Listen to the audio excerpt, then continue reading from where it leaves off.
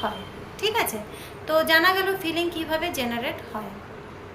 আমরা যখনই লেবেল লাগিয়ে দিই না ভালো খারাপের, ভালো খারাপ এই দুটোর লেবেল যখনই লাগিয়ে দিই কোনো কথার বা কোনো কারোর কথার বা কোনো সেন্টেন্সের বা কোনো ওয়ার্ডের, তখনই আমাদের ফিলিং জেনারেট হয়ে যায়। আর এই ফিলিংসটাই হচ্ছে ইউনিভার্সের সঙ্গে তালমেল করার মানে কথা বলার ওয়ে।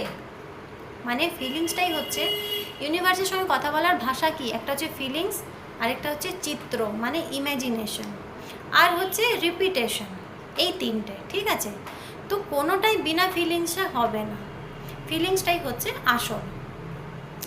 এবার আমরা যখন গ্র্যাটিটিউড মানে কৃতজ্ঞতা বোধ ফিল করি, কোনো জিনিসের জন্য আমরা যদি কৃতজ্ঞ হই, তার সেই ফ্রিকোয়েন্সিটা, সেই ফিলিংসটা ইউনিভার্সে যাচ্ছে। ইউনিভার্স তখন ওই জায়গাটা